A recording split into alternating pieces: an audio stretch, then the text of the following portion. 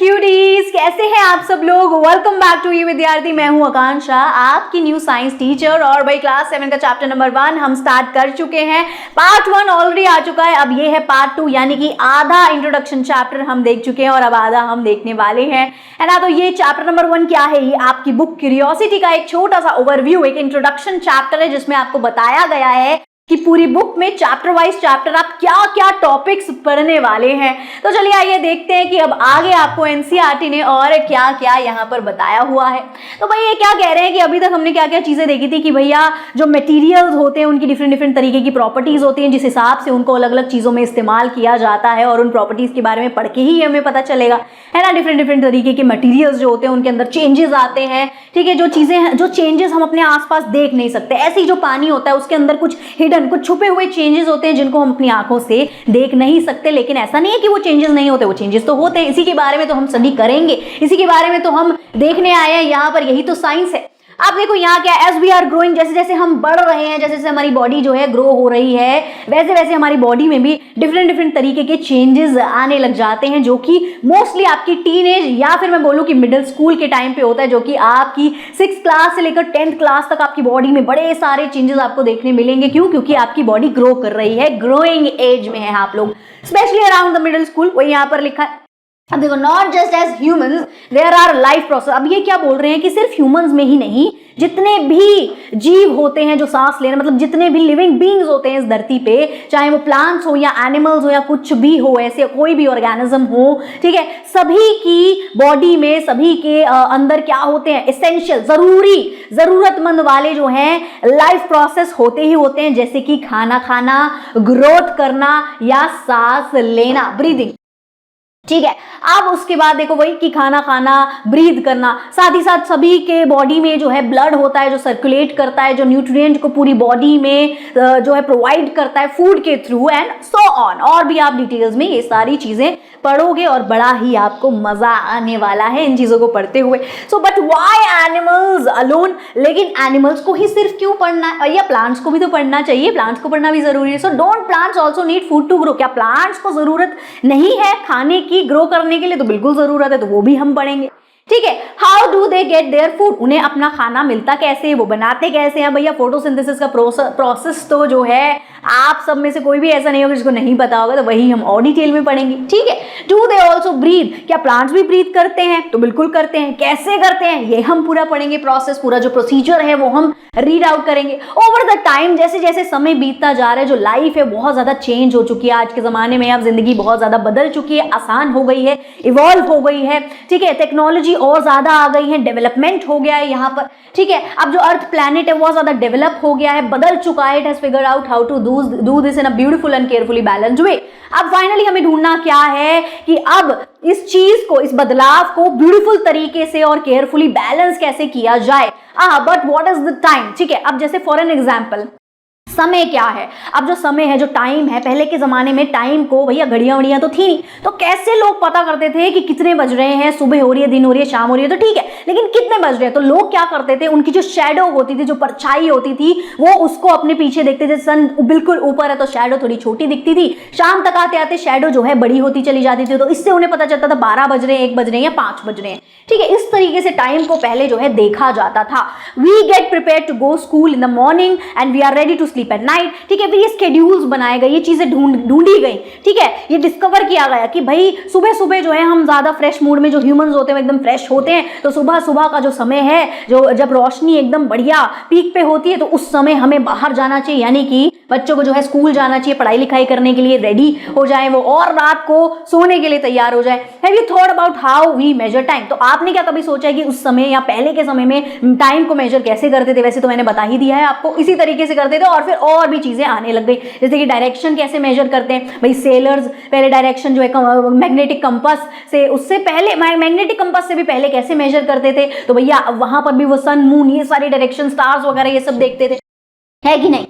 आप देखो early humans use सन shadows, वही यहाँ पर लिखा हुआ है जो मैं बता चुकी हूँ कि भाई जो पहले के ह्यूमंस होते थे वो सन की शेडोज, जो सन के थ्रू जो शेडो बनती थी उसका इस्तेमाल करते थे। अब जो रही बात शेडो की, तो भाई शेडो का सिर्फ इतना ही काम नहीं है कि टाइम वाइम उससे देख लिया जाता था, बल्कि हम लाइट की वजह से अपने आसपास की सारी चीजों को क्लियरली अच्छे से जो है देख पाते। अगर लाइट ही नहीं होगी तो देख नहीं पाएंगे। लेकिन आप गौर से सोचिए भाई, पहले के जमाने में रात को जब अंधेरा हो जाता था और लाइट का इन्वेंशन नहीं हुआ था, मतलब जो हमने लाइट्स निकाली थी तब तो अंधेरा ही था बिल्कुल, है ना। ऐसा काफी डिम कुछ चीजें दिखती थी क्योंकि मून लाइट की वजह से। बेसिकली मून की लाइट क्या, मून भी, सन, मून, अर्थ, ये सब पे क्या है, सन की जो है लाइट पड़ती है मून पे, अर्थ पे, तो ही वो नजर आते हैं बेसिकली, ठीक है। हर किसी चीज की शेडो बन जाती है। अब देखो क्या किस्सा है यहाँ पर, जो लाइट है, लाइट अब हमने इतनी ज्यादा डेवलप कर ली कि हमने जो है अपने आप ही टेक्नोलॉजी के थ्रू जो है रात को भी जो है अपने घरों में ट्यूब लाइट वगैरह ये सब निकाल दिया, तो हमें हर समय नजर आता है ना। लेकिन लाइट की वजह से ही तो हर समय हर चीज नजर आ रही है। आप मुझे कैसे देख पा रहे हो, लाइट की वजह से। बोर्ड को कैसे देख पा रहे हो, मैं बोर्ड को कैसे देख पा रही हूँ, मेरे आसपास जितनी भी चीजें मैं कैसे देख पा रही हूँ, लाइट की वजह से। तो ये सारी चीजें आप डिटेल में पढ़ोगे, डीपली इसके अंदर घुसोगे, अंडरस्टैंड करोगे अपने इस यूनिवर्स को और अच्छी तरीके से, और अपनी रोजमर्रा की जिंदगी में कैसे कैसे चीजों को ऐसे इस्तेमाल किया जाता है, इन सारी चीजों से आप अवेयर हो जाओगे। बहुत ज्यादा आपको मजा आने वाला है। साथ ही साथ इवन जो अर्थ है, जो मून है, कैन कास्ट शैडोज, मतलब ये भी शैडो के पर्सपेक्टिव से चलती है और बड़ा ही फैसिनेटिंग, ब्यूटीफुल, मजेदार फेनोमेना आप डिटेल में पढ़ोगे, जो कि होता है एक्लिप्सिस। आपने सुना होगा लूनर एक्लिप्सिस, है ना, सोलर एक्लिप्सिस, ये आप डिटेल में पढ़ोगे, बड़ा मजा आएगा। Of course we have day and night that depend on receiving light from the sun. हमने सुबह और रात को कैसे चूज किया, हमने इस चीज से चूज किया कि जब सूरज की रोशनी बिल्कुल डायरेक्ट साफ साफ सामने सामने दिख रही है, पड़ रही है, तो जी वो सुबह हो गई, और जब हमें नहीं नजर आ रही है तो वो रात हो गई, है ना। ये हमने पता लगा लिया। To understand all of this we need to know how the earth rotate around. अब ये सारी चीजों को अच्छे से अंडरस्टैंड करने के लिए जो मेन फंडा है, जो मेन लॉजिक है कि भाई सूरज सुबह दिख रहा है, शाम को क्यों नहीं मतलब उसकी रोशनी आ रही है, तो इसके पीछे लॉजिक क्या है, अर्थ रोटेट करती रहती है अपने एक्सिस के अराउंड, है ना। ये सारी चीजें हमने डिटेल में पढ़ी। मून के बारे में हमने पढ़ा, how moon goes around the sun, की अराउंड द अर्थ, कि भाई जो मून है वो अर्थ के अराउंड किस तरीके से रिवॉल्व कर रहा है, and the earth around the sun, और अर्थ सन के अराउंड किस तरीके से मूव कर रही है, रिवॉल्व कर रही है, and the consequences of these movement. इन सारी मूवमेंट्स की कॉन्सिक्वेंसेज क्या होती हैं, मतलब इनका क्या लेना देना है हमारी रोजमर्रा की जिंदगी में, हमारी ब्यूटीफुल प्लैनेट पे इन चीजों का क्या लेना देना है, ये सारी चीजें हमने पढ़ी और हम मतलब पढ़ेंगे बेसिकली, ठीक है। सो while all this might have you ever head spinning think about, मतलब ऐसी ऐसी चीजें आपको मतलब देखने के लिए, सोचने के लिए अभी आगे जाके मिलेंगी कि आप अब ये सर घुमा देंगी कि ये क्या है, कैसे है, अच्छा ऐसा भी होता है,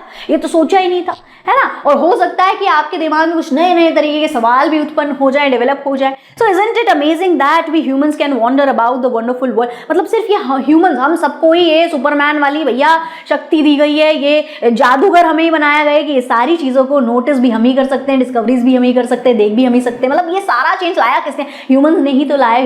ह्यूमंस के पास ही ये ब्रेन है कि वो ये सारी चीजें जो है नोटिस करके इस वर्ल्ड को और ब्यूटीफुल बना पा रहे हैं। अब देखो अपकमिंग चैप्टर्स में आप क्या होगा, आपको क्या मिलेगा, आपको एक एनकरेजमेंट मिलेगी। एनकरेज कर रही है ये बुक आपको, सिंपल ऑब्जर्वेशंस आपको ये करने के लिए बोलेगी कि बेटा जाओ अपने आसपास ये ऑब्जर्व करो, ठीक है, कि जो लीफ है वो नीचे जमीन पे फॉल हो रही है और हवा के झोंके से उठ के इधर उधर जा रही है। चलो विंड प्रेशर, ये सारी चीज़ों के बारे में थोड़ा सा वो बताने के लिए आपको बोलेंगे ऑब्जर्व करो ऐसा क्यों हो रहा है, वो तो टूट के नीचे गिर गई है तो हवा उसको ऊपर कैसे उठा पा रही है ना। ये सारी चीज़ें ऑब्जर्व करने के लिए बोलेंगे, जो आपके आसपास की नॉर्मल सी चीज़ें। फन एक्सपेरिमेंट्स आपको करने के लिए यहाँ पर इस बुक में मिलने वाले हैं। डीप थिंकिंग में आप चले जाओगे, घुस जाओगे कि भैया हाँ ये तो बड़ा ही अलग इमेजिनेशंस आपकी क्रिएट हो जाएंगी, बढ़िया वाली। बिल्डिंग ऑन प्रायर नॉलेज, जो आपकी पहले वाली नॉलेज है वो और ज़्यादा आपकी जो है बढ़िया बिल्ड होने लग जाएगी, जिसकी वजह से आप और ज़्यादा क्वेश्चंस बना पाएंगे, एक्सप्लोर कर पाएंगे और एक्टिविटीज़ कर पाएंगे, और एक साइंटिस्ट की सोच आपके अंदर आ पाएगी और साइंटिस्ट की तरह आप भी सोच पाएंगे। इवन एक्सपेक्टेड एक्सपेरिमेंट आउटकम्स में स्पार्क न्यू क्वेश्चंस, और जो एक्सपेरिमेंट आप कर रहे होगे उससे भी आउटकम क्या आएगा, आपके अंदर नए नए सवाल आएंगे। एक्सपेरिमेंट करते करते आपके अंदर नए नए सवाल आएंगे, ठीक है। उससे आप और नए एक्सपेरिमेंट करोगे कि भैया ये रहे थे अब कुछ और कर रहे हैं, उसी में से हमने एक्सपेरिमेंट करते करते कुछ नया सवाल ढूंढ लिया। अब आपको कोई दिक्कत समस्या परेशानी आती है तो समाधान क्या है, ई विद्यार्थी की वेबसाइट पे आपने जाना है और कर लेना है free download MCQ sample paper question answers, और साइंस की वीडियोस भी आपको मेरे थ्रू मिल ही जाएंगी। क्लास 6, 7, 8। अब यहाँ पर चलिए देखते हैं हैप्पी एक्सप्लोरिंग। अब आपको यहाँ पर बुक में क्या दिए हुए, कुछ क्या दिए हुए, कुछ सवाल नहीं, कुछ जवाब दिए हुए हैं। ये हो गया उल्टा। आप सोचेंगे कि भैया ये क्या एक्टिविटी है, ये क्या एक्सरसाइज करवा रहे हैं हमसे, है ना। आपको थोड़ा ऐसा सरप्राइजिंग लग रहा होगा कि हर बार तो हमें सवाल दिए होते हैं, हम जवाब ढूंढते हैं। यहाँ क्या है, यहाँ पर आपको दिए हुए हैं जवाब और आपको इनका क्वेश्चन खुद से फाइंड आउट करना है। जो आपके मन में आया आप कुछ भी क्वेश्चन यहाँ पर डाल दीजिए, पुटअप कर दीजिए, ठीक है। ऐसा नहीं सोचना कि मैं जो सोच रहा हूँ वो गलत है, नहीं। अपनी इमेजिनेशन को बिल्कुल खुले रहने दीजिए। सोचिए कि भाई कोई फनी भी हो सकता है आपका क्वेश्चन, कुछ जो है क्यूरियस भी हो सकता है, कुछ बड़ा ही सीरियस हो सकता है, इंपॉर्टेंट हो सकता है, कुछ भी, जो भी आपके मन में इन आंसर से मिलते जुलते जवाब जो है आ रहे हैं वो आपने लिख देने हैं। तो क्वेश्चन मैंने यहाँ पर आंसर आपको क्या दिया हुआ है, जस्ट ऐड सम मिल्क, बस थोड़ा सा दूध ऐड कर दो, ठीक है। अब कोई अगर पूछ रहा है आपसे कि भाई जो चाय है वो काफ़ी ज़्यादा डार्क हो गई है, स्ट्रांग हो गई है, तो क्या करना है, तो आप बोल सकते हो कि थोड़ा सा दूध ऐड कर लो। कोई बोल रहा है कि जो पैनकेक का बैटर है वो बहुत ज़्यादा क्या हो गया, गाढ़ा, थिक बन गया है, अब क्या करें, तो आप बोलो थोड़ा सा दूध ऐड कर लो, ठीक है। ऐसी कोई भी चीज़ें हैं तो आप मतलब कुछ भी बोल सकते हो। अब मैंने यहाँ क्या लिखा है, what's the easiest way to make my breakfast cereal ready to eat. अब भाई क्या ईजीएस्ट तरीका होगा सबसे ज़्यादा जिसमें जो मेरा ब्रेकफास्ट होगा सीरियल वाला, उसको मैं रेडी टू ईट बना पाऊं। तो कुछ नहीं, सीरियल आपने ले लेना है और उसमें दूध डाल देना है, कॉर्नफ्लेक्स लेना है, दूध डाल देना है, ठीक है। प्रोटीन या कुछ और ऐसी चीजें, म्यूजली लेना है तो आपने दूध डाल देना है, ठीक है। इस तरीके से जो है आपको कोई भी क्वेश्चंस बना देने हैं। अब देखो दूसरा यहाँ पर आंसर क्या, because the cats teeth were crooked मतलब टेढ़े मेढ़े, क्योंकि बिल्ली के दांत जो है वो टेढ़े मेढ़े हैं। तो सवाल आप क्या होगा, भाई जो बिल्ली है वो फोटो में स्माइल क्यों नहीं कर रही, वैसे तो ये फनी हो गया, ठीक है। तो फनी हो गया, कोई बात नहीं, लॉजिक तो है, क्वेश्चन तो है ना, तो जवाब आ गया क्योंकि उसके दांत ना टेढ़े मेढ़े, बड़ी इनसिक्योर हो रही है बेचारी, इसलिए जो है वो स्माइल नहीं कर रही है फोटो में, ठीक है। या फिर वो अच्छे से खाना क्यों नहीं चबा पा रही, ये भी लिख सकते हैं। तो भैया है क्योंकि उसके दांत टेढ़े मेढ़े हैं, दिक्कत है उसके दांत में, नहीं चबा पा रही है। Don't panic, I have my टाल, मेरे पास, पैनिक मत करो, मेरे पास अपना टाल है,